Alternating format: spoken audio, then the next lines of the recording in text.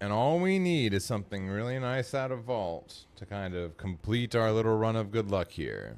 Black Red Dog hats were often presented in the media as heroes, almost like the action stars of TV. With their military-style black fatigues and combat boots, Red Dog is quickly recognized as Red Dog is a bunch of certified freaks 7 days a week. high-profile urban crime-fighting unit. There were black men and women willing to do the hard work of protecting their own communities with the power of the state behind them. And to some effect, this worked. The Atlanta jails were suddenly full of young black people who were allegedly part of criminal drug enterprises, as well as many young and old black folks who were their customers. $10. You know, I'll cancel that for a sec. Did you think it was cocaine when you bought it? Yes. And I'll According think to an about article in the something Atlanta for a sec. Journal-Constitution, the indictments for drug offenses tripled between 1985 and 1989. I did not put this on, Interestingly, by the way. though, the drugs never seemed to leave the streets of Atlanta or Georgia for that matter. Napper admits he is not optimistic about many of those arrested staying in jail for long. But he says at Let's least actually some may reflect remember for a second. the Red Dog Squad Because may I be was back. just about to Turns out, catalyze as these we to know lock down today, my that 3Ps. this type of action towards drug activity is not how to So solve let's that think for social just a problem. second. Yet, for over 20 years, the Red Dog unit persisted with their controversial tactics. Hands on your head, lights off! You Last night, know, many of those who found themselves face down for a search were clean and released. So if they weren't running every drug deal out of Georgia, what I did could they stand to actually do a delve well, or again, if two. you ask the black folks, that delve or two might have one of those Pinche delve maps in them that can get you a heroic piece of gear. That heroic piece of gear might be a set of trousers. Indeed, these are delve gear. That's literally what these are. So the question is, do I want to do delves? No, I don't. No, I don't. Because I wouldn't just be doing one delve. I would have to do one delve to get a chance at a silly little map. And then I would have to go to the map's delve location. And then there we go. Then I got a chance. Not a guarantee, but a chance. Yeah. I'm glad I thought about it for a second. Like, I'm glad I thought about it. We're just going to go ahead and do it. Because I'm not going to be getting a heroic legs with certainty anytime soon. So that's the play we're going to make. So that we can have our much, much, much needed 4-piece. And you know, I'll be honest, this tier set isn't so bad. I would argue it's actually probably better than any of the Hunter tier sets in Dragonflight. Can we move you? I'd like to move you.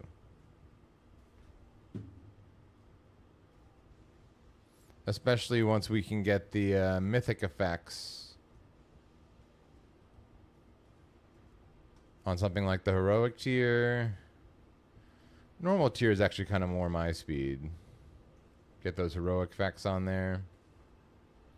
Like, at least we're back to having some skulls on our shit again. I don't know. It's not great, but you know, let's revisit Dragonflight real quick here. This fucking sucks. Like, looks comically bad. Great. What about you? Definitely the best of the three. Definitely the best of the three. It's nice that your ears can glow. Weird silhouette, though. I don't like the uneven silhouette, personally. And, of course, Razagath.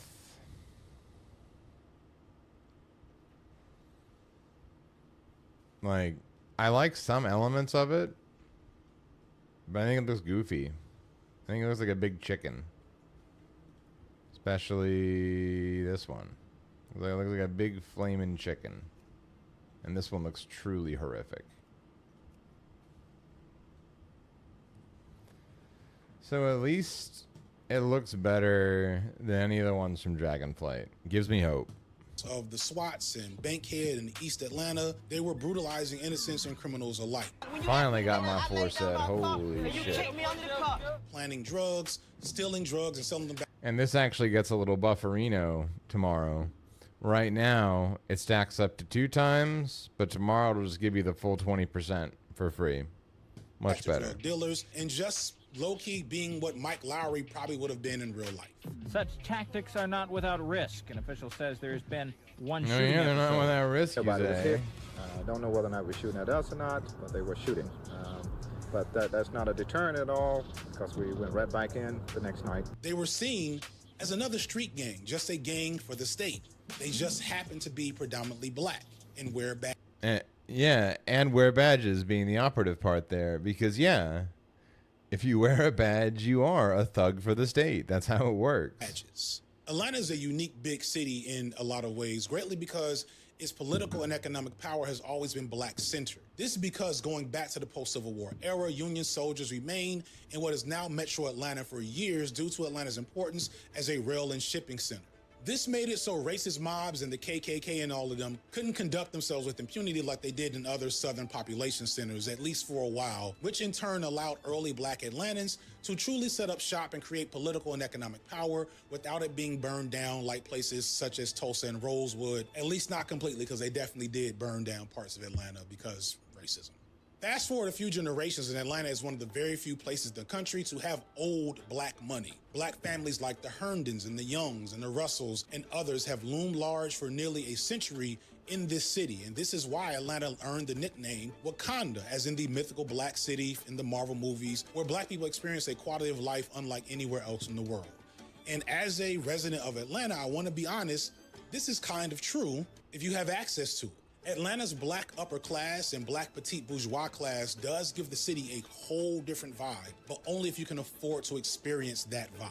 But if you're black and poor, it's like every ghetto everywhere. In fact, Atlanta has the #1 disparity between the haves and the have-nots in any major city in the country. And just like every ghetto everywhere, the police are often used as a means to manage that disparity and mitigate the problems and challenges presented from poor populations in the city. And they often do that with the types of extreme tactics that the Red Dogs were known for. But in the city too busy to hate, the Black Mecca in Wakanda, it made sense that the Red Dogs would take on a black super cop veneer that would become popular in the media at the time. Yet under that veneer, they conducted themselves as any police force ever has when dealing with black people with vicious inhumanity. Yes, in the 80s and 90s, crack was ravaging Atlanta, but the instinct of the black people in power was to make the exact same decisions that whites in power did. Not to increase education or improve social services. Instead, they built new jails and threw more people in them. There was a way that the black bourgeois regard black folks in poverty that isn't very dissimilar to how white folks treat black people. There's an inhumanity with it, a racial empathy gap probably.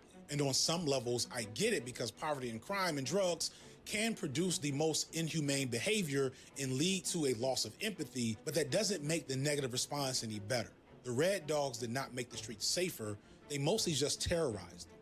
During one raid, they accidentally beat down an undercover Atlanta cop who sued the city afterward. Some of these officers, they just attack people without, any regard, no asking the questions or anything. Just attack you. Come to Atlanta and ask a local Atlanta resident that's been here for more than 20 years about the Red Dogs, and they'll give you a plethora of stories, but the most infamous one comes in 2006 with the killing of 92-year-old Katherine Johnson. Tell me if you've heard this story before. Police serve a no-knock warrant in the middle of the night, are greeted with gunshots, and kill an innocent black woman. It happens so much more than you think. Yeah. Johnson was the victim of an alleged That's not just Breonna Taylor. And based off of a bad tip, or maybe they just went to the wrong house, or God knows what. But this 92-year-old grandma was not a drug dealer. She, thinking someone was breaking into her home, grabbed a gun and opened fire, assuming they were robbers, and they shot her half a dozen times, killing her, and then realizing the folly of their actions, planted marijuana at her home.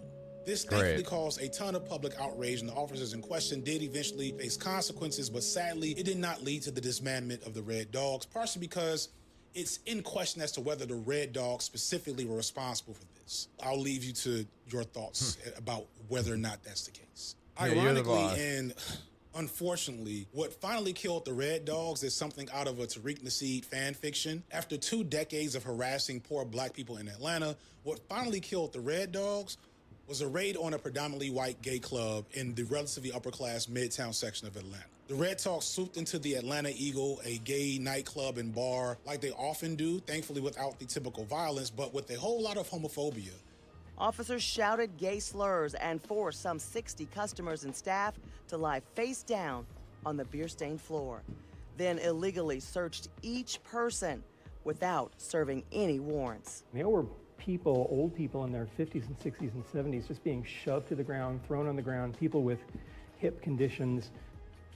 Nothing illegal was ever found, but 8 employees were charged with failing to have a city permit. No arrests were made and no drugs were found, but lawsuits were filed, and over $1 million was paid out to patrons, which got the then Mayor Kasim Reed to shut down the Red Dogs for good.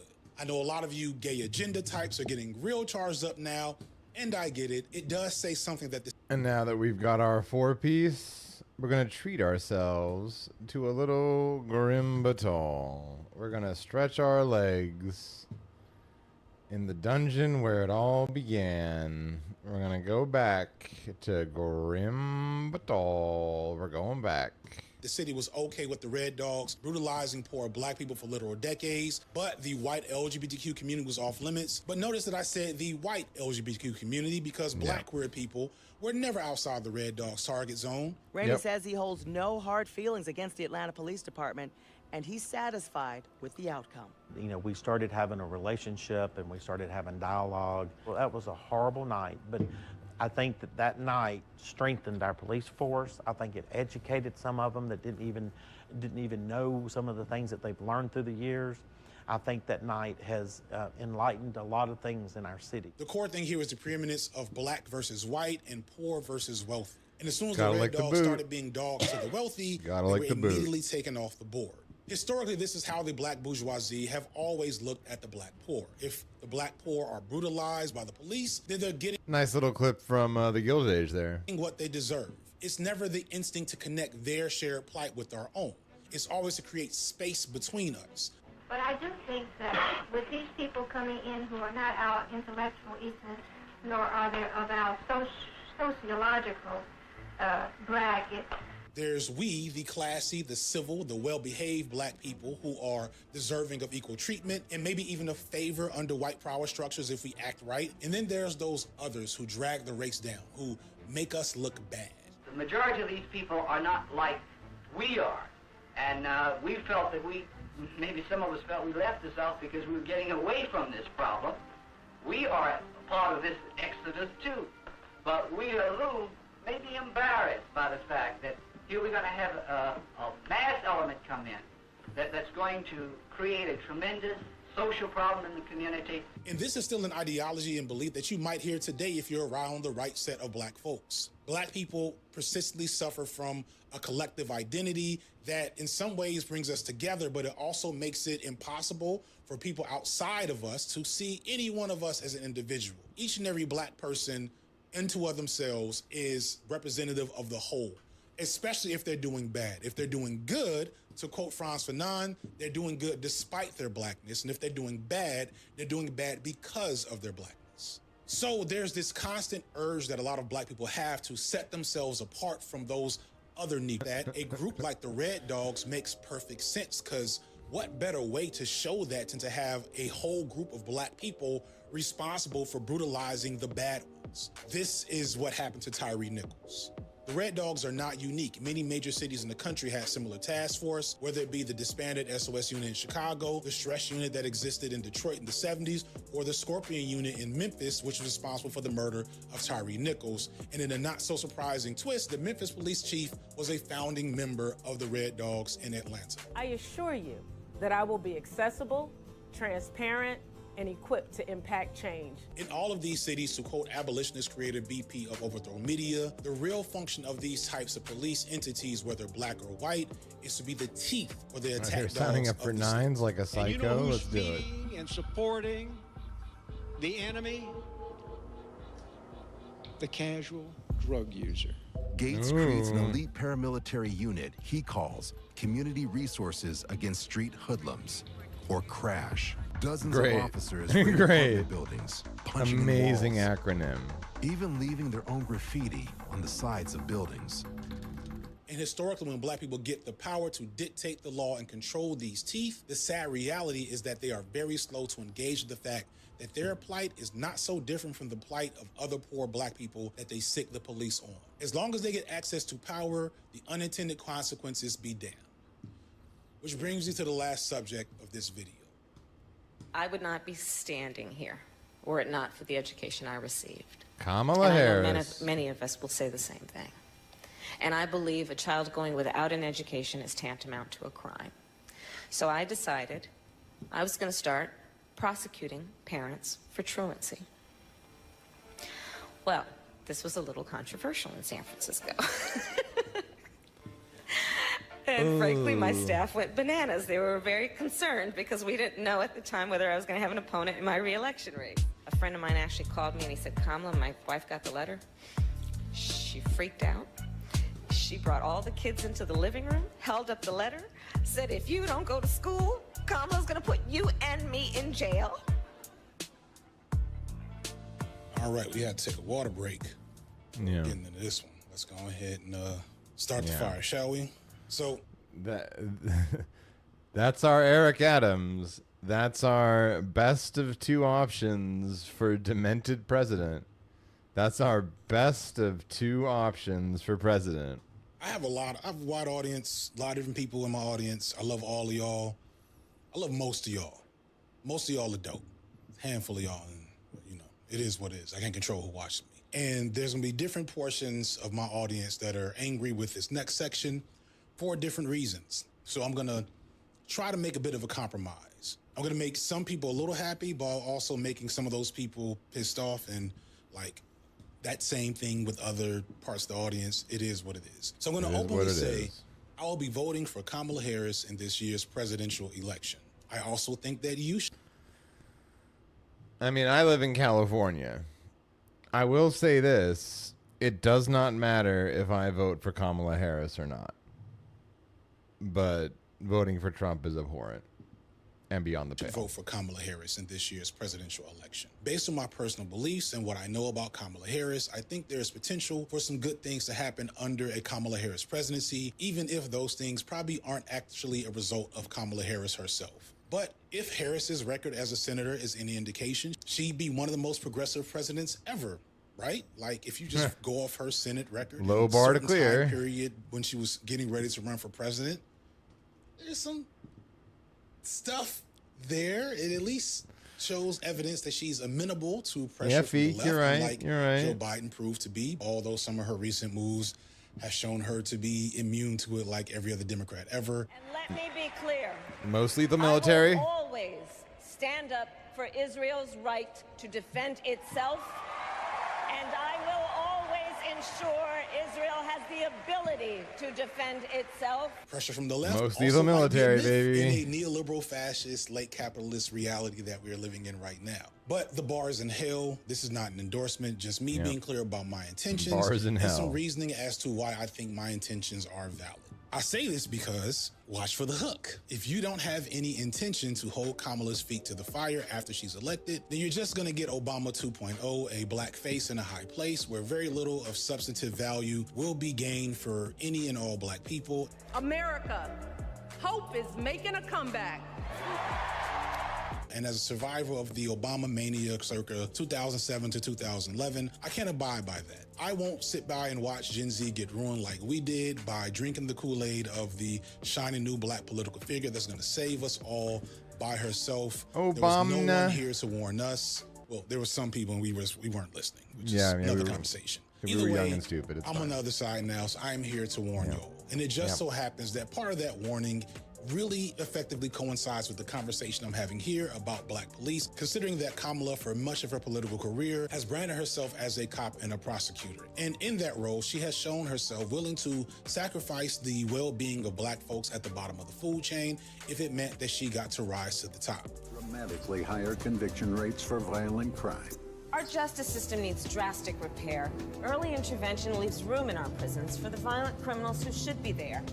I did it in San Francisco. As Attorney General, I can do it across California. Kamala's history as a prosecutor is somewhat mixed. There's spots of progressive ideology that you might be hopeful about considering her record. She did the Criminal Justice Center. She formalized and implemented Behavioral Health Court, which became a national model for mental health treatment and wraparound services. She also did Back on Track, which is a youth court, youth adult court for 18 to 24-year-olds. She brought in Latifah Simon to implement that program to get kids out or young adults out of the criminal justice system without a conviction. There were so many policies and so many alternatives to incarceration. These are just a few. So it just surprised me that there was this spin out there in this narrative that she wasn't progressive. She was the most progressive prosecutor in California. Especially more recent in her political career when more left-wing and progressive ideologies were more popular. I'm proud to co-sponsor it. It is about saying that this is about a right, not about a privilege for a few. But as you look through the totality of her career as a prosecutor, you see some incredibly egregious stances and policies that make you wonder if you're dealing with the same person. Standouts include the alluded to policy that would send parents to jail for their children being chronically truant from school. So I decided I was going to start prosecuting parents for truancy.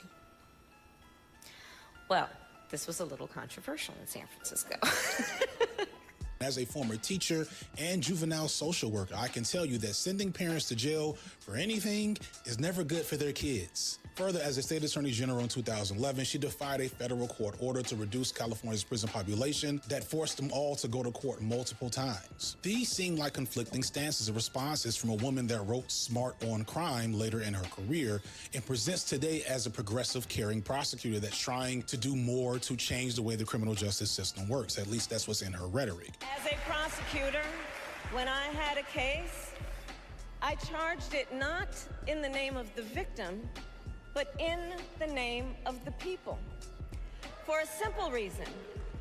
In our system of justice, a harm against any one of us is a harm against all of us. And it makes you wonder, where does she stand?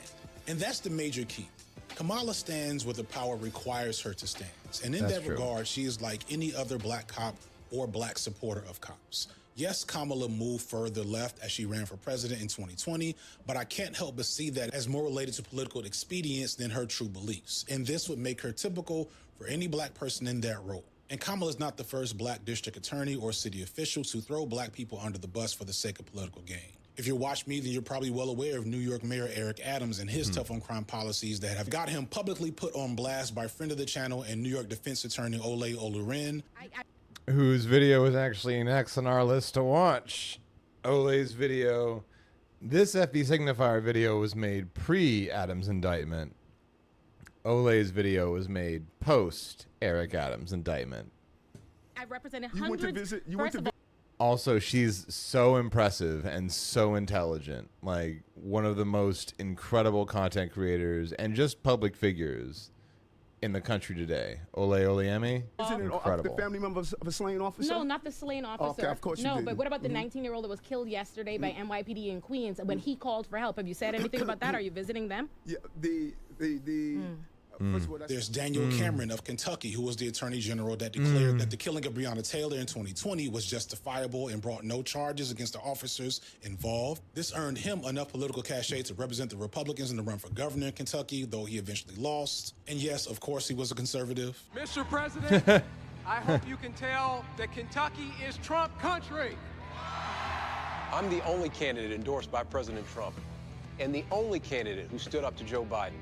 Similar levels of nonsense are happening in my home city of Atlanta, where District Attorney Fonnie Willis, who's gotten a lot of attention for being the lead prosecutor on Donald Trump's case here in the city, has sadly shown herself to be a liability for mismanagement of funds on at least 2 highly egregious occasions. Feel free to look up why they tried to throw her off the Trump case, a reason that many people were willing to give her a pass for, as reckless as it was, because of the important nature of that particular case. But she's also, as of time of writing, defending a wrongful termination suit due to her treatment of a co-worker, another black woman, who was whistleblowing on mismanagement of funds in her office. Her office is accused of taking money that was meant to be a summer diversion program for at-risk city youth and turning it into what was called a summer camp for the wealthy.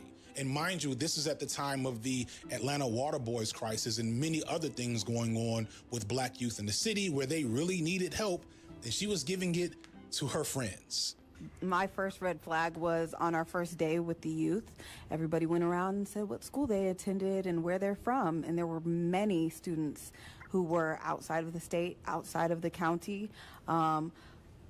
It was essentially a summer program for the most privileged youth around the country. And this is after running a tough on crime campaign and blaming gangs for the rise in crime in Atlanta between 2021 and 2022, and not, the global pandemic that was happening at the time that caused crime to rise in every major city across the country. Oh, and that that's not whole even thing. bringing up the RICO case against Young Thug and YSL.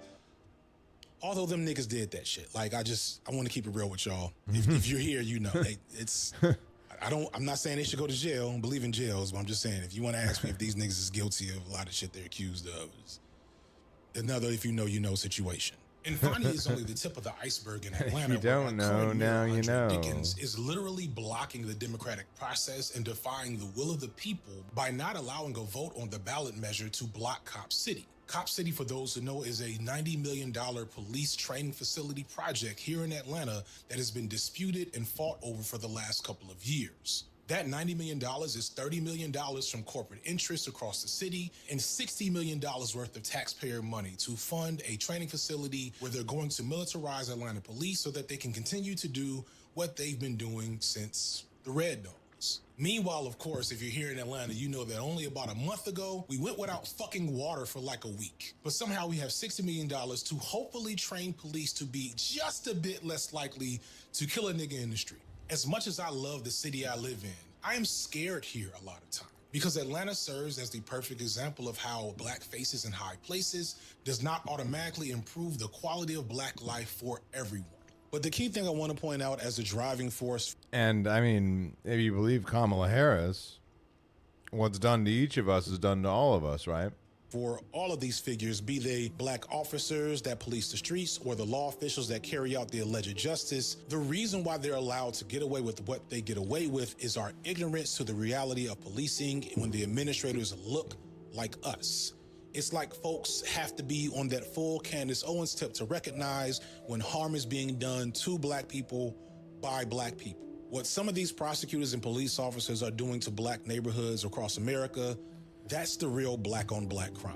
Understand that in almost all of these stories are recounted, in each situation, these folks have used their blackness as covering to misdirect from the harm that they're doing. They've appealed to images of black excellence and respectability politics to give them the cachet to vilify and exploit other black people for their own gain, all while presenting themselves as allies to black struggle. But in reality, their role is to manage black rage, to keep us in our place and reap the benefits of fulfilling that role to racist power structures. Because if Okay, quick aside here. Let's see if I can pull this up without. Just saw this on X the Everything app. Plus 12 mists. Looking for Jesus Christ himself to queue up, ideally. Yeah, if you're queuing for a 12, you're going to need to find God. You're going to need God to bail your ass out of that 12. If you ever really pay attention to them, if you're in rooms with them under the right circumstances, you'll recognize that these niggas fundamentally feel like they're different than those niggas, like they're different than the rest of us, especially black folks who are from poverty. In fact, they see those markers of poverty as justifiable reasons for mistreatment, no matter the case. They point to the dysfunction in other black people as the problems, and to themselves and their state-imbued authority as a solution. They appeal to our suffering under social dysfunction and their perceived authority as the reasons why they should be allowed to continue doing what they're doing. And far too often, black folks fall for this trick. Worse yet, we might even celebrate. Going back to the '94 crime bill, which I've talked about in other videos, understand that wasn't just Joe Biden's thing. There were a lot of black politicians and social leaders that felt like that was a good thing. I believe that the federal government must act to help take back our streets, to ensure that every man, woman, and child in this country feels safe in their communities, in their schools, and in their homes. And that is why it is imperative that Congress send this bill to the president. Because some black folks had this belief that only the bad black people would suffer. And for the life of me, I can't understand what part of our history has ever encouraged us to believe that these systems could ever imagine blackness as good in any context. There was a time when the white racist police would come into our community and brutalize and murder and torture black people. But when black people start defending themselves, then they move the black police into the community. And they're still torturing us, they're still brutalizing us, and our conditions of the black community haven't changed at all. So when they start showing that they are really policemen and not pigs, then we can establish some type of dialogue, because they're showing where they're coming from, just doing what they're doing. At the end of the day, a cop is a cop.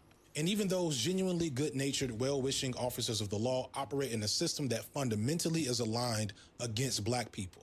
And regardless of the stature of the officer, be it a local beat cop or a future president of the United States, their power comes before their complexion. To everyone, including you white moderates and liberals who don't recognize how this is possible, just understand it is. So it's incumbent upon us to hold them to task to do right by us, because their position will instinctually encourage them to do wrong. That is pretty much all I have for this one. There is a strong chance that this video might be demonetized. So please, if you want me to continue to be able to make videos like this, join the FD Signifier Patreon. Link will be in the description as well as the end of this video. Or you could just Google FD Signifier Patreon. I'm sure it'll pop right up. Or you can become a channel member. Here comes a new challenger! On September 9th, Kamala Harris debated former President Donald Trump, and as critical as I am of Kamala... It's a Ground News ad. It was cathartic watching her bait It's Donald Ground Trump News. into repeating some of the most bizarre, fake, right-wing news stories that you'll only hear from the most... Might not be able to get into a Grim Batal as much as I want to. I want a Grim Batal so fucking bad, dude. That there are Haitian immigrants eating people's pets in Ohio.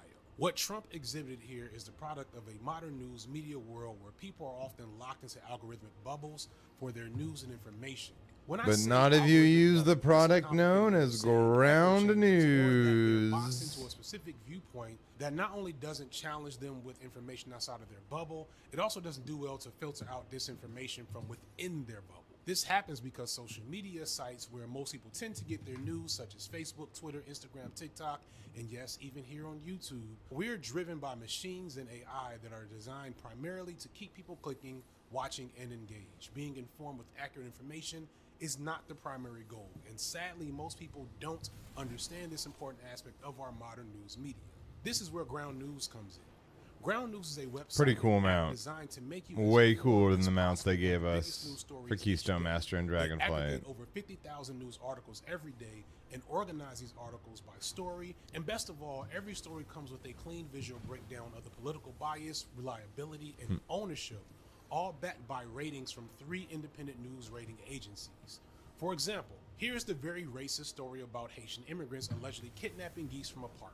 Right away, you can see that 30 news outlets have reported on this story, and it shows you pretty clearly that this story is overwhelmingly right-leaning, with over 75% of the reporting outlets coming from the right. And when you look at the details of various sites reporting the story, you can see that they label how far right-leaning the sites are, and more importantly, it tells you the level of factuality in the story itself before you even Alright, click. shit, maybe I am doing a Delver 2 tonight. The further right the source, the lower the factuality. Ground Maybe I News am also doing a makes it delve easy or to two compare tonight. news headlines and see just how biases might affect framing. For example, this left-leaning headline, Haitian families in Springfield, Let's try a Ohio, few fear for more their minutes well-being, versus of this trying to get right-leaning into a headline. Grimbatal. Springfield I'm residents sure I can moved get to into one. recall I'm so entire sure of city it. council amid Haitian invasion. Had Trump, or more confusingly, his newest confidant, Laura Loomer, maybe used Ground News, this wouldn't have become the meme that it is in the days since the debate. Or, more significantly, if more people use Ground News, there would be less opportunity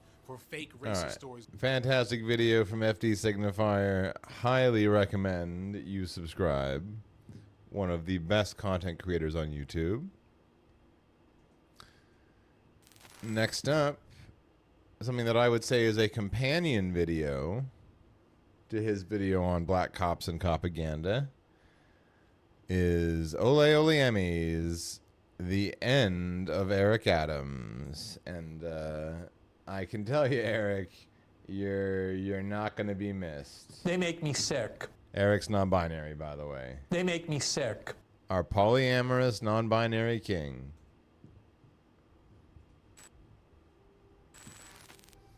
I know retrospectively I'm going to be appreciated as the mayor. Retrospectfully. I lived up to what I said I was going to do. I'm not going to do that now. You know, people always crap on us when we in the ring. But when my gloves are hung up, listen, that was an authentic, bald-headed, earring-wearing brother that did his thing as the mayor of the city of New York. The most important city on the globe is being run by a person who was dyslexic, arrested, rejected. Now I'm elected to be the mayor of the city.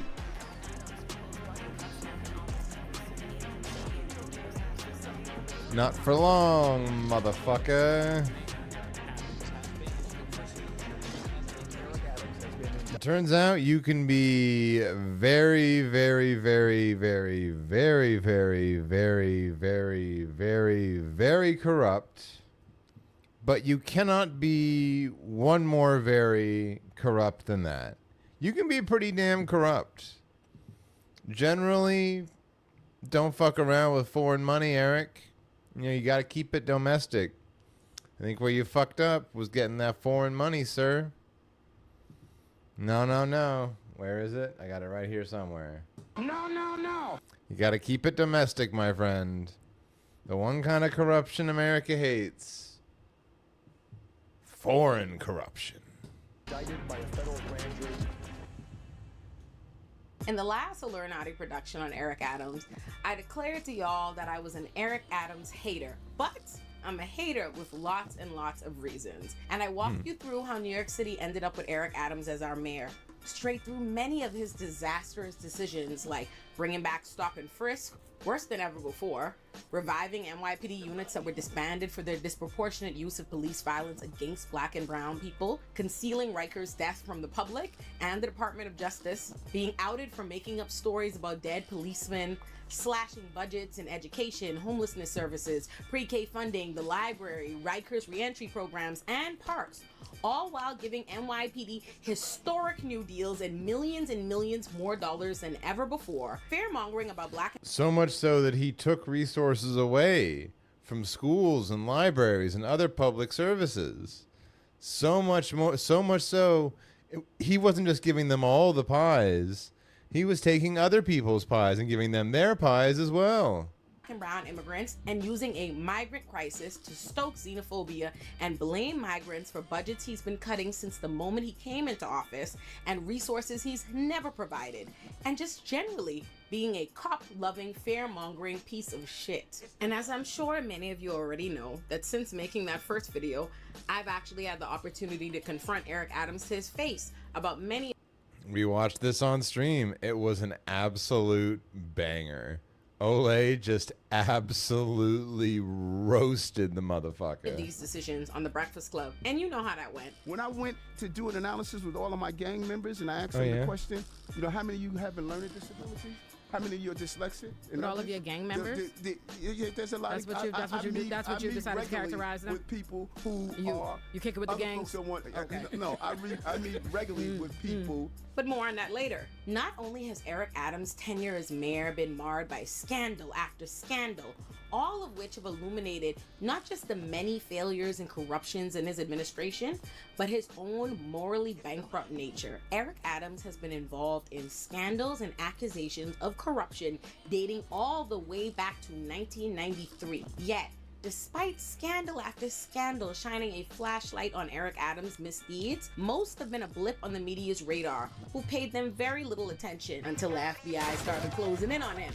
They seized them phones, they got warrants, they served subpoenas, they raided the whole team, resignations started dropping, and the block is officially hotter than ever before. So, our first time around, I told y'all why everybody hates this nigga. But today, I'm gonna tell you why the FBI and the US government does too, because this motherfucker just got indicted. Eric Adams told me he was gonna make history, and I'm actually proud to report that he was right. He is now the first New York City mayor to be federally indicted while in office, and his resignation is imminent, and we love to see it. So how do we get here, everybody? We do love to see that. Let's go on a journey, shall we? Well, it seems like nobody wants to let me in their Grim Batals, at least not for The thing score. about Eric Adams is he is a fair-mongering buffoon of a cop. Maybe you've I would seen settle when he for a created 7 video, Grim I Batal. swear I to would settle God, for it's that. Not an SNL sketch. Teaching parents how to search their children's rooms for crack cocaine and guns. You write the Constitution. There are no First Amendment rights inside your household. So by periodically sending a message... That's the wrong amendment, Eric. That's not the amendment that you'd be breaking by illegally searching and seizing your child's property. Your home, that there are no rooms off limits, you don't believe in locked doors, your house is open to inspection, but you always have to inspect what you expect. You can look in the jewelry box. You have to inspect what you expect, or else you won't get respect in a dialect. Okay, I'll stop. Box of this nature, maybe a simple jewelry box, but if you look through it closely, you don't know what your child may be hiding. For instance, a gun could be hidden, a small caliber weapon could be hidden inside a jewelry box. So when your child brings in his popular knapsack with many different locations, look through it to see His what popular knapsack is your child carrying. in many different in addition to a book. locations. Something simple as a crack pipe, a used crack pipe. Could he have found it on the street? That's quite possible. It's Behind quite a picture possible. frame, you can find bullets. What does that mean to find bullets? Does it mean your child is carrying a gun? No. Where there's smoke, there's possible fire. The baby doll could be just a baby doll, but also it could be a place where you can secrete or hide drugs. Run your hands over the pillows. This one could be hidden inside a pillow, a gun. Just look and see what's inside your bookcases. Sweet Perfect place dreams. to hide cocaine. Bet you weren't There expecting are no First Amendment rights in your home. Or maybe you've seen any of the millions of times he's calling whoever the f he's pandering to at any given moment, insert city here of America. New York City is the Athens of America. It's the Istanbul of America. It's the keys of America. It's the soul of I mean, if we're being real, New York City is the Tel Aviv of America. America. We are the Tel Aviv of America. That's the one that fits out of all of them. Let's hear that again. It's the keys of America. It's the soul of America. We are the Tel Aviv of America. New York City is the Tel Aviv of America. Derogatory. New York City is the Islamabad of America, the Zagreb of America. We are the Lima of America. New York City is Mexico City of America. Or maybe you've seen him just generally be the stupidest person to ever exist. When you look at the totality of the year, if you had to Yeah. describe it, and it's tough to do, in Look at it in its totality, please. Not just a little bit here and there. Mayor Adams, please look at it in its totality, if you please. one word, what would that word be, and tell me why? New York. This is a place where every day you wake up, you could experience everything from a plane crashing into our trade center to a person who's celebrating a new business that's open. The problem is that buffoonishness may make him the butt of the I'm gonna miss this motherfucker. Like he's been good comedy, dude. joke, but it doesn't disempower him or encourage people to take him or the real danger he poses seriously. People don't investigate, and then they don't realize that who Eric Adams really is much more insidious. Ironically enough, in a rare act of good governance, it was actually Eric Adams' similarly disliked counterpart in bad governance, Governor Kathy Hochul, who signed yes, the gruesome twosome, as all freedom lovers in New York call him, the gruesome twosome. legislation that extended the statute of limitations God, and the Vax necklace, just so obnoxious. on the New York Adult Survivors Act, effectively leading to one of the nails in Eric Adams' coffin. Many people are aware of the New York Adult Survivors Act and the fact that survivors were given an additional year to file their lawsuits because the world was stunned when Cassie Ventura sued P. Diddy for a litany of sexual, physical, and emotional crimes. Which, good for her. Fuck him and good for her. Girl, you get justice. Get your justice. Holy fuck. Fuck that guy. Holy shit. Since then, more survivors have been coming forward. And one of those survivors is a black woman named Lorna Beach Mathura, who filed suit against the New York City Mayor Eric Adams himself, who'd coincidentally given Diddy a key to the city. So what happened? Oh, that is a weird coincidence. I wonder why that happened. You know, just any details. Let's take it all the way back to 1993. When Eric Adams was a transit cop for the NYPD and the president of a fraternal organization within the NYPD that was specifically dedicated to helping black employees in the NYPD, called the Guardians. Lorna was the Guardians? You mean the guy that he ran against used to be a part of that guy's crew? That's crazy. Administrative aide in the NYPD at the time, and a colleague of Eric Adams. Lorna had been expecting a promotion that she believed she had gotten passed up for because she was black. And Lorna said that that was par for the course being a black person at the time. But because Eric Adams specifically held himself out as this champion of civil rights for African Americans, she thought she could trust him to protect her and go to bat for her. So she reached out to him. She was actually thrilled when he agreed to help her, and he offered to give her a ride home after work so that she could tell him about her problem. But instead of taking her home, Lorna said she noticed that when they left the police department, instead of driving to her house in Coney Island, he was driving in the opposite direction, toward the Hudson River.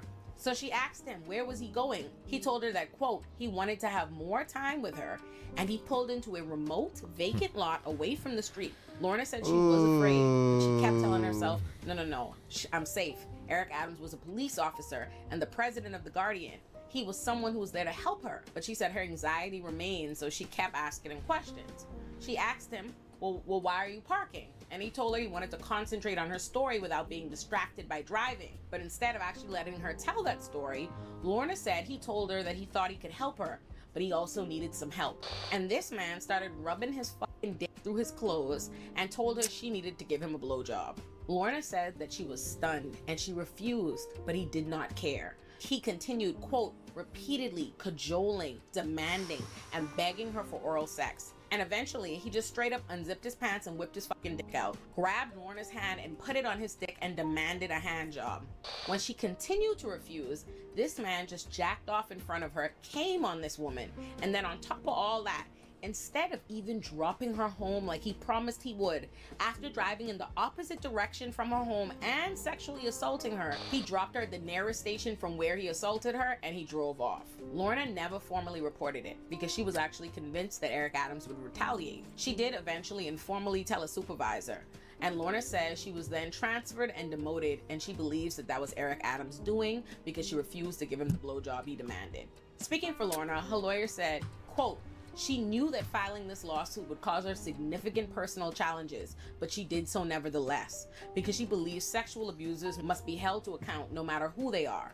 Her fearlessness and quest for justice are inspiring as they are important. Eric Adams' response was that this didn't happen, and that he can't recall ever meeting this woman that he worked with. Hi, Mr. Mayor. Can you please respond to this lawsuit? It absolutely did not happen. I don't recall ever meeting this person. and I will never harm anyone in that magnitude. It did not happen. Pretty much any time he's asked about the allegation, he begins avoiding eye contact and stuttering through a similar response to this. I would never do anything to harm anyone. Just really it's something absolutely that has never happened. And I don't recall ever meeting a person who made this allegation. Lorna was devastated and traumatized by the experience because she had only put her trust in Eric Adams, specifically because of how he held himself out as someone who was a protector of African Americans, as someone who was battling racism and abuse from the inside. But instead, she'd experienced what she called, quote, an astonishing abuse of power. That there was, quote, no way to safely report at the time. But she was moved to finally speak up because she was tired. Olay is herself an attorney, by the way. Olay is herself a public defender. Tired of seeing his hypocrisy during both his campaign as mayor and his administration, while he pretended to battle for black people inside and outside of the NYPD. New York City has a similar relationship with Eric Adams, the man who held himself out in his mayoral campaign ads as someone who became a police officer to battle racism in the NYPD from the inside, but became our mayor and immediately reinstated stop and frisk, ran cover for officers who kill New Yorkers, and revived NYPD units that were specifically disbanded for disproportionate use of police violence against us. Although Eric Adams claims not to know Lorna or what she's talking about, she is neither the first nor the only black woman to work with Eric Adams in the NYPD to accuse him of sexism and an abuse of power. In Wow, that's a 1991, shock. Lizette LeBron was a 24-year-old transit cop in Eric Adams' department, literally just starting out her career. She found out that some of the members of Eric Adams' fraternal organization, The Guardian, had cheated on their sergeant exams. And when she made the decision to report their cheating to Internal Affairs, Eric Adams set out to destroy this woman. For daring to follow the rules these police claim to protect, Eric Adams went to the press and told them that this 24-year-old black woman was making up the allegations because she wanted one of the men and he rejected her sexual advances.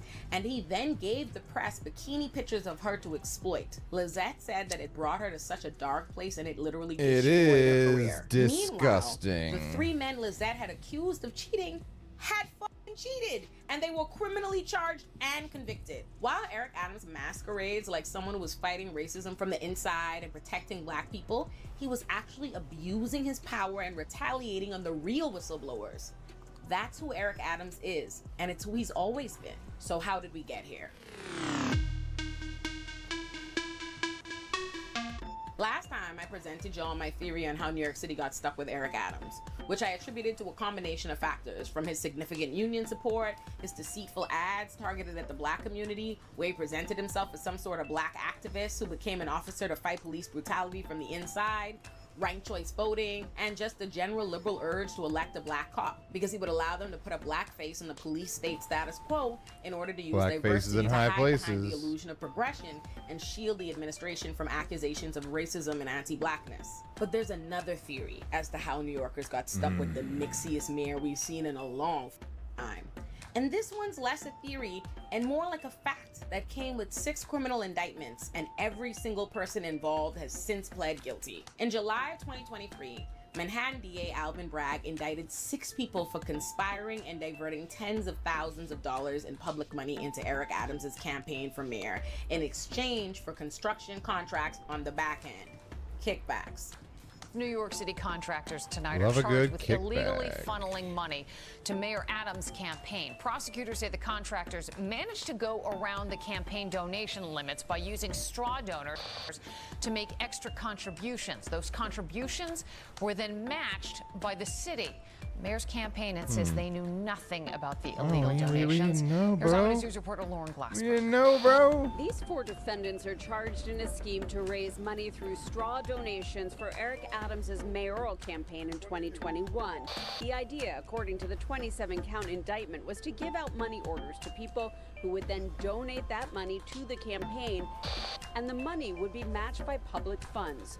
So a $250 donation got would me garner again. a $2,000 match. Almost got me again. The defendants would then allegedly pressure the mayor's office No, for construction jobs, bruh. assuming Adams Bruh. was elected. Eric Adams, of course, denies any involvement in this scheme that directly benefits him him, despite knowing and working with the individuals involved in the scheme, and despite the fact that in the emails between the individuals charged and convicted for the involvement in the scheme, one of the men, Shamsuddin Reza, tells retired police inspector and colleague and friend of Eric Adams, Dwayne Montgomery, to show Eric Adams which construction job he wants once he's elected.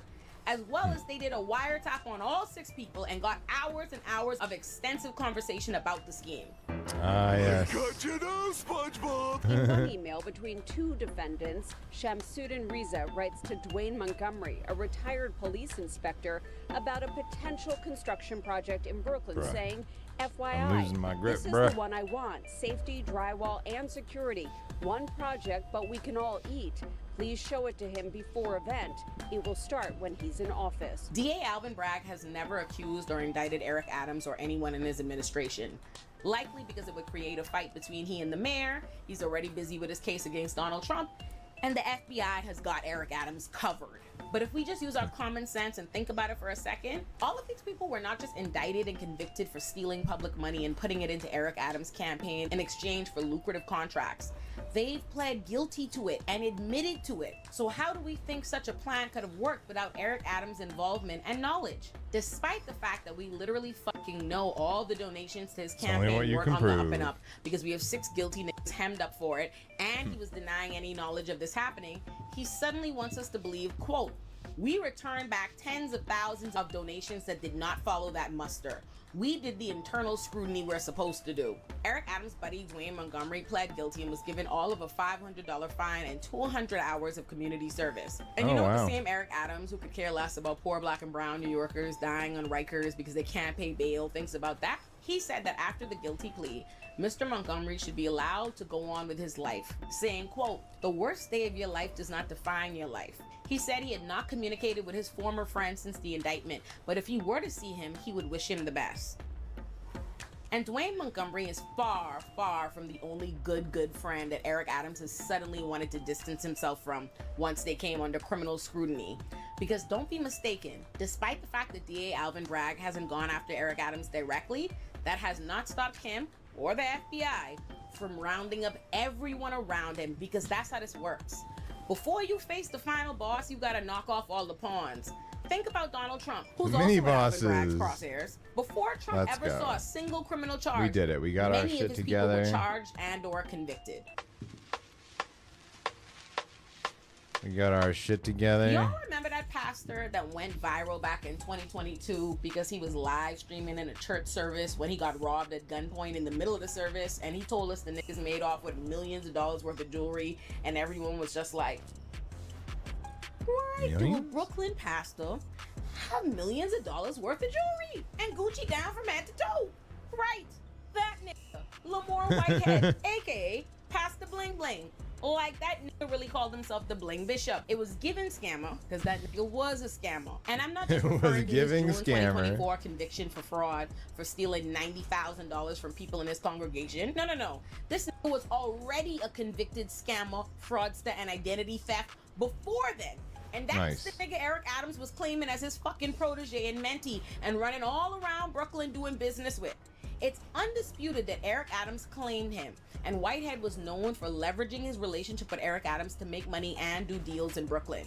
Funny enough, like the 6 people who were charged and convicted for the straw donation scheme, the Bling Bling Bishop has been on record saying that Eric Adams offered him a $50 million construction contract. In 2023, Fantastic. the New Yorker published an expose called How Eric Adams Started Mentoring a Con Man. In it, they tell the story of a man named Brandon Belmont, who contacted the U.S. Attorney's Office in Manhattan to report that the mayor of New York City is trying to extort me through someone else, he told them. That someone else was Lamar Whitehead, aka Bishop Bling. The FBI showed up at Belmont's door the day after he contacted the U.S. Attorney's Office. They wasn't playing with him. I told y'all, they're on Eric Adams' ass. And Belmont then told the FBI that shortly after Eric Adams became mayor, Lamar Whitehead went to his car shop in the Bronx because his Benz had been in a crash. The cost of fixing the Benz was $25,000, but Bishop Bling wanted Brandon Belmont to do it for $13,000 in exchange for a kickback from Eric Adams. In addition to owning the car shop, Brandon Belmont owned real estate and he had a property in the Bronx. So Bishop Blaine proposed to him that if he did the job for $13,000, Eric Adams would make the property a homeless shelter so he could get city benefits. Belmont told the FBI that Bishop Blaine even offered to set up a meeting between Belmont and Eric Adams. So that's how Bishop Blaine ended up on the FBI's radar. Shortly after, Bishop Blaine would end up being indicted by the FBI for fraud and extortion, and after prosecutors successfully argued that he not only finessed one of his congregants out of $90,000, but he also attempted to extort Brandon Belmont for money in exchange for kickbacks from Eric Adams, he was sentenced to 9 years in prison. And Bishop Blaine offered his 2 cents as to why the FBI decided to go after him. Take a listen. I want to be really clear. Why was Bishop Whitehead on trial? Okay? Why was Bishop Whitehead on trial? This was not about Bishop Whitehead, y'all. This was politically driven. This was about Mayor Eric Adams. And hey, look, 2 things can be true. Is Bishop Blaine probably guilty of all the scamming they say he is? Yes. Why, yes. Is it true that the FBI probably only went after him because they're trying to get Eric Adams?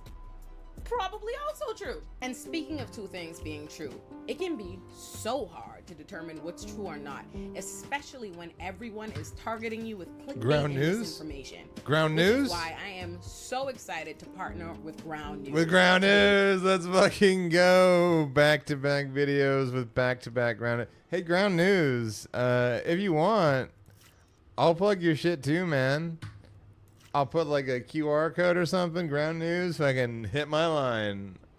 If you're giving out ad sponsorships, bro, yeah, Ground News, I'll plug your shit, man. I'll plug it. Their app and website are excellent for the kind of research I had to do for this video to be all up in Eric Adams' business, because Ground News allows you to compare coverage from media across the political spectrum on any given topic and verify the source of that information. It's really an important tool to navigate this chaotic media landscape. So for example, this week, Eric Adams pled not guilty to federal charges. Maybe you've come across an article. All right, we took ourselves a little Ashgahat break. I can see that more than 150 Maybe articles now were published we can get into worldwide something. and Maybe instantly now. access each one. Comparing coverage is interesting because sources like the right-leaning New York Post and the left-leaning The City emphasizes not guilty plea in the details of his charge. But some sources, like left-leaning, depending on who you ask, CNN, claim he's set to be arraigned. See how, depending on where you get your news from, you could have a totally different perspective on the issue. On top of that, Ground News provided a factuality rating, indicating how subjective or objective their printed reporting is. dude. And they even go out of their way to highlight stories that the media isn't covering with their blind spot feed. It really just cannot be beat because it makes it so much easier for me to make sure that I am not spewing unsubstantiated mess at y'all, which is why it was a no-brainer for me to go with them as today's sponsor. Check them out at ground.news/Olay and use my link to save 40% on the same Vantage plan that I use for unlimited access to all their features. By subscribing, you're not only getting a product we all need today, you're directly supporting my work so that I can continue to give you content like this. Thank you, Ground News. Back to the video. I told you, the government is on Eric Adams' ass, and they rounding up his boys. It's like that moment in the Narcos and Mafia movies when the government starts taking out everyone closest to the boss until the boss is held up in his office scared, knowing he's next. Yeah. And Bishop Blaine isn't the only mentee of Eric Adams to be into criminal shit and end up in prison. His old mentees were 2 brothers named Robert and Zan Pastroyans, and those 2 men own a Manhattan restaurant named La Baya that mixy-ass Eric Adams be regularly at to this day. And it's not even hating to call Eric Adams mixy, because this egomaniac brags about it. He literally told reporters, quote, "I'm the nightlife mayor. This is a 24/7 city. I'm obligated to go patronize my restaurants, patronize my theater." Alvin Bragg also recently hemmed up Eric Adams' senior advisor turned buildings commissioner Eric Ulrich, who was a former Republican city council member. Think about that. Eric Adams brought on a Republican to be his senior advisor before becoming his buildings commissioner. DA Bragg indicted Eric Ulrich for accepting $150,000, quote, in exchange for performing official favors from his various positions in city government, including his time atop the buildings department, which has the power to make or break a development project. end quote. This indictment said this nigga was accepting apartments, Mets tickets, suits, surrealist art, and more in exchange for kickbacks. And Eric Ulrich resigned shortly after being indicted. And this is not the first time we've gotten legal indication that maybe Eric Adams' campaign for mayor wasn't all in the up and up. Remember how I talked about the IRS getting him for lying on his forms and disclosures in the last video? But now he's in deep, deep shit, and it is getting deeper every day. This nigga might actually have to resign. So let's get into the FBI's investigation into Eric Adams, shall we? Why is the FBI after Eric Adams? Remember how Alvin Bragg successfully hemmed up those 6 associates of Eric Adams for creating straw donor schemes to funnel money into Eric Adams' campaign illegally? So you probably won't be surprised that there are more straw donor schemes. Yeah, that's not surprising at all. Remember how I told you Eric Adams' mentee, Bishop Bling Bling, was trying to bribe folk in exchange for construction deals and kickbacks from Adams? Right, so again, you won't be surprised. There's more of that. But there's a lot more than that. So, the first thing I need everyone to understand is that Eric Adams is not in a little bit of trouble. This is in a lot of trouble. Government officials are not allowed to accept donations from foreign governments. And the FBI both believes... What did I say? What did I say? We in the great United States of America will abide a lot of corruption and abuse of power. We won't let you get away with foreign shit, though. And has proof that Eric Adams conspired with the Turkish government to funnel illegal campaign contributions into his campaign. Turklar! That he muscled city Turklar! officials into opening a midtown skyscraper built by the Turkish government before it had passed muster with safety officials in 2021, the Incredible. moment he won the Democratic primary. This nigga didn't even wait to officially take office to start getting his fucking deals lined up. And they also believe he conspired with China. So, let's establish a timeline leading us up to the bomb that just exploded in Eric Adams' face. Because I am a firm believer that when the feds want you, the feds gonna get you. Now we can do this the easy way or we can do it the hard way. The choice is yours.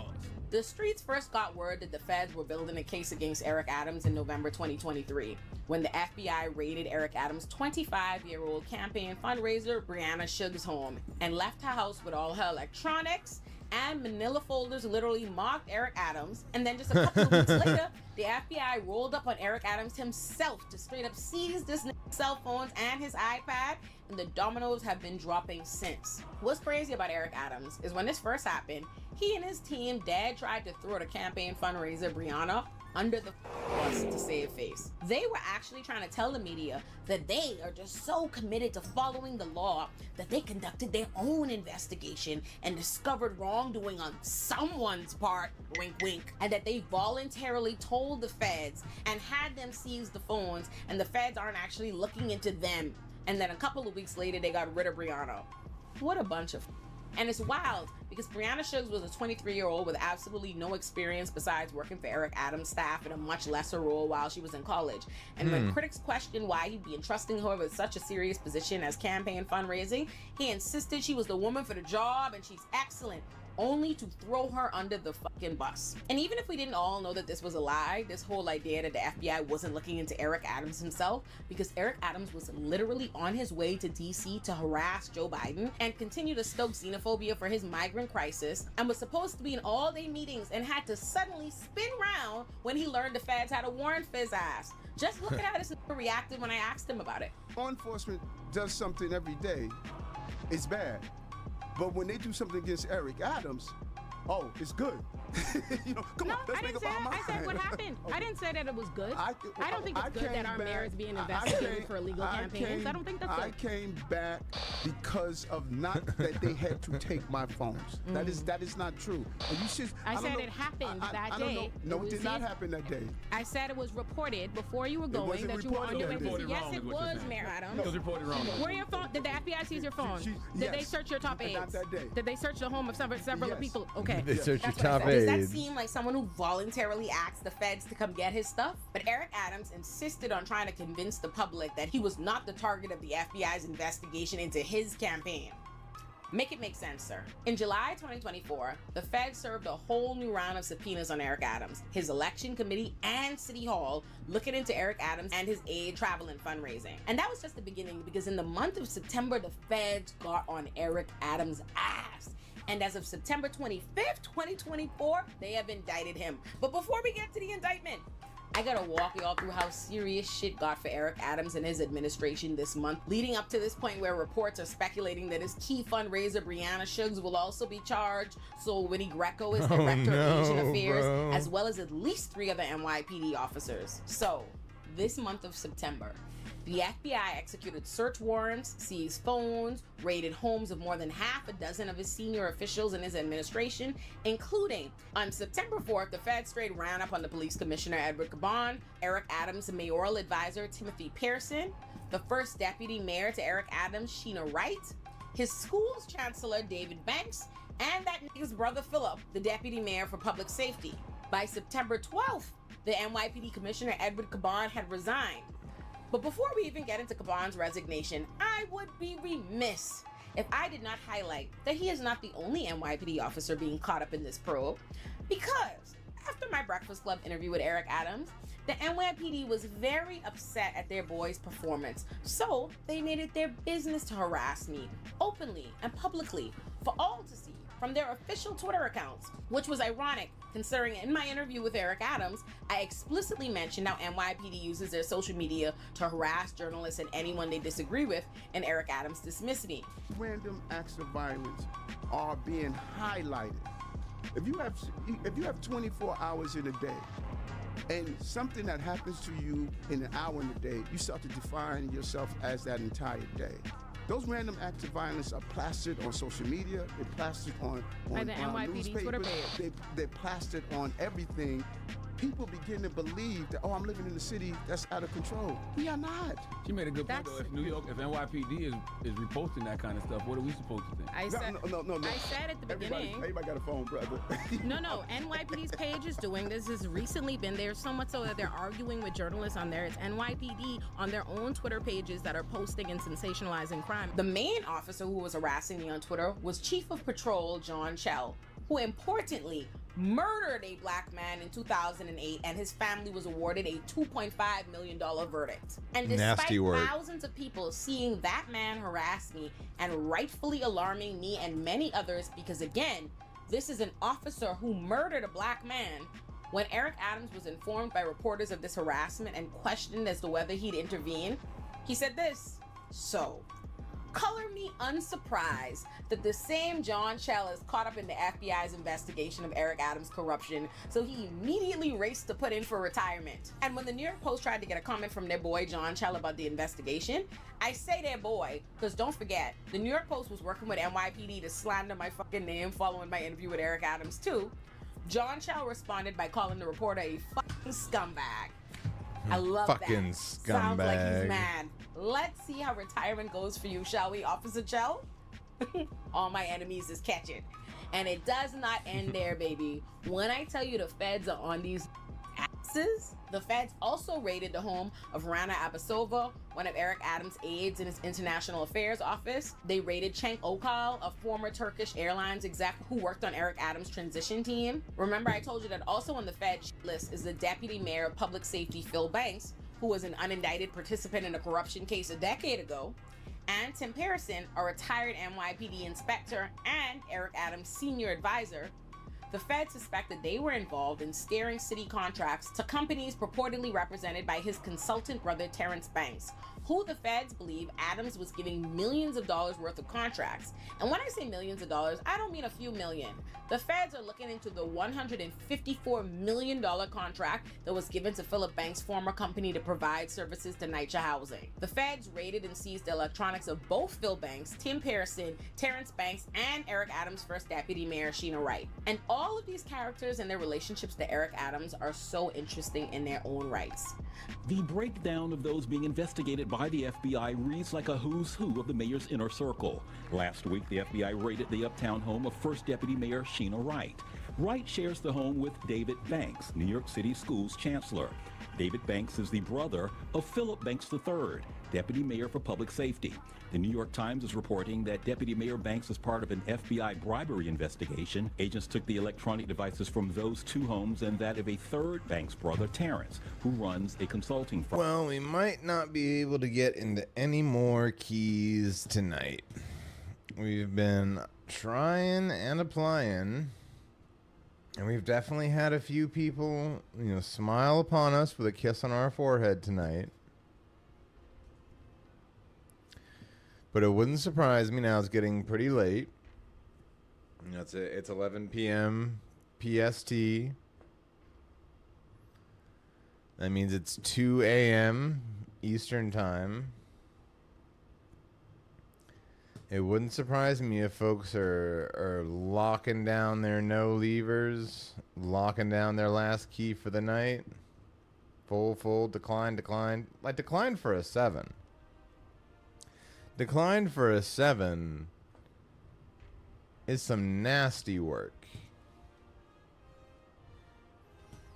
Like, I've got plenty of 7s that I've timed right here. Right here. Look at them.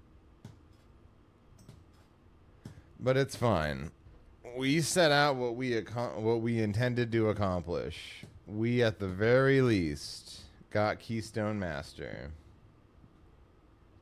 I got it. I completed my tier set. I got my 4-piece. And there's a bunch of really nice spots that could see themselves get a gear upgrade out of my vault tomorrow. So maybe this week I won't be sat on Thursday. I've Mythic Plussed out of my fucking mind this week. I could have been a bitter little boy and said, well, they're going to sit me. I'm not going to try. Because it did feel that way sometimes. Like, it didn't feel good to get sat. No question. Didn't feel good. But I'm going to be sitting on a shit ton of Valor Stones to upgrade my gear. That's going to be sick.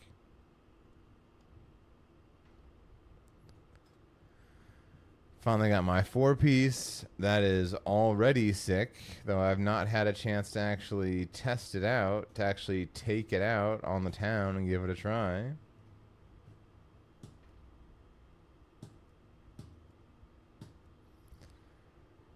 But my experience has shown that every once in a while, someone that holds a key will give me a little break. They'll give me a little kiss on the forehead. And when that happens, I aim to benefit. I aim to reap the benefit. But perhaps not tonight. Perhaps we've reached the end of it for tonight. Firm. Their father, Philip Banks Jr., was an NYPD lieutenant when Adams was Philip a captain. Banks. Tim Pearson isn't just one of Eric Adams' top aides and subjects of this federal investigation. Oh, no. He is his senior advisor, longtime friend, subject of an existing investigation into a brawl at a migrant shelter, and a nigga facing multiple lawsuits for sexually harassing women that Eric Adams is using taxpayer dollars to defend him against. Which I guess isn't surprising, considering that Eric Adams is using taxpayer dollars to defend himself against the sexual harassment allegations I told you earlier. Birds of a feather. In addition to illegal connections to Turkey, the FBI is also investigating Eric Adams' travels and ties to China via his relationship with its Director of Asian Affairs, Winnie Greco, who the feds also believe played a part in illegal campaign donations, and thus they raided her fucking offices of the New World Mall in Queens that hosted Adams' campaign operations in 2021, and multiple Pelham Bay homes that are owned by Winnie Greco. Also suspiciously, following the raids of Winnie Greco's offices, she was given a raise by Adams. Winnie Greco is one of the people expected to be indicted with Eric Adams. And speaking of Eric Adams' illegal ties to China, we know that's real because in March, Chinese media mogul and former nightclub owner Qin Huang pled guilty to illegally funneling more than $11,000 worth of donations to politicians in New York and Rhode Island, including Eric Adams. The FBI also searched the home of New York City Sheriff Anthony Miranda, who Eric Adams personally appointed. Another official under scrutiny is Sheriff Anthony Miranda. The Department of Investigation is reportedly looking into allegations that his office stole cash during raids on illegal weed shops. Plus, whether or not he solicited any donations as the chair of the National Latino Officers Association in exchange for looking the other way on targets being investigated by his office. So, it should come as no surprise that after all those raids, the resignations have been coming left, right, and center. So, on September 12th, the NYPD Commissioner Edward Caban had resigned, which is great. Rewatch the Rikers section of the first Eric Adams Illuminati production to get a refresher on what a demon that man is, who was also personally appointed by Eric Adams. But also, read up on his cover-up of NYPD's killing of 32-year-old Kowalski Trawick. Caban's resignation marks the shortest tenure of NYPD commissioners in 30 years. And let me tell you something, you know the feds on Caban's ass, because not only did they search him and they investigated his brother, but when he resigned, they also searched his temporary replacement, Thomas Donlin. To be the first Hispanic police commissioner is an honor of the highest measure. Yet 14 months later, Caban stepped down after the FBI seized his phone last week. In his resignation letter, Caban says he did not want to be a distraction during the federal probe that Fox 5 has learned may be connected to his twin brother James and a third brother Richard. James Caban was fired by the NYPD in 2001 for allegedly trying to frame a New York City taxi driver. He runs a firm that does security for New York City nightclubs. Sources tell Fox 5 that he is part of a corruption investigation.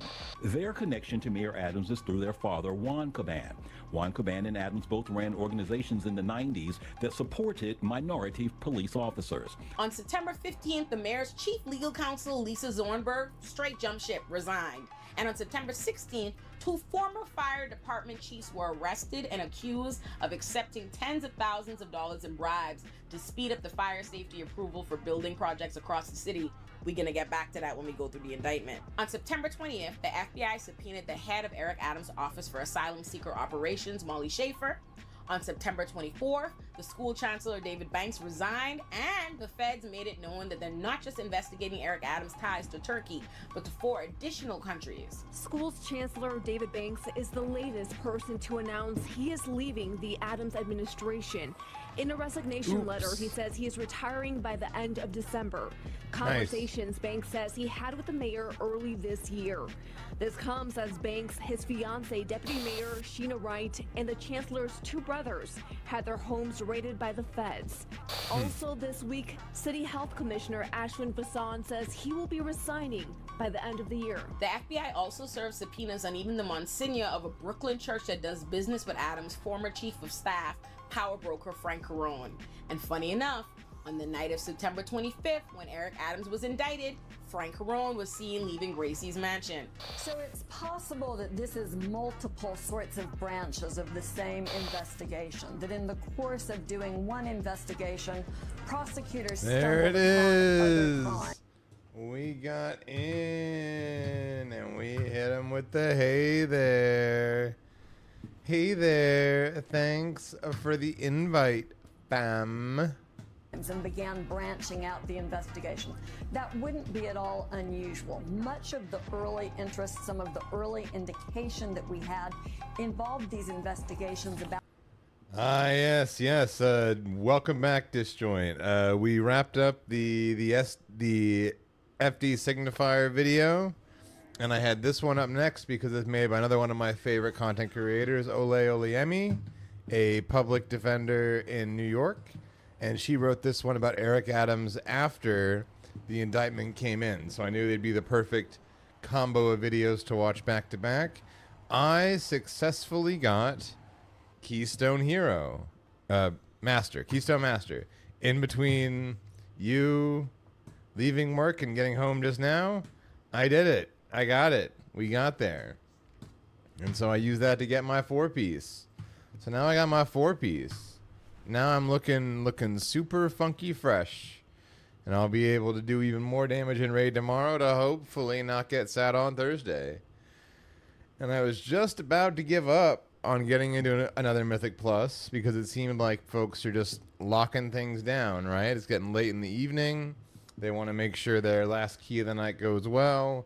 No one wants to to risk having a marksman hunter in their group, I guess. But I had a kind person acquiesce to inviting me. And so we're gonna get everyone summoned in this key. And this will be my last key of the night. I'm not going to end stream early necessarily, but I will be spending the last portion of stream doing very chill things like alt maintenance and that kind of thing. But I wanted to have at least one. I did start this reset with no tier. We had 2 catalyst charges stored up as of this week. I was able to get a gloves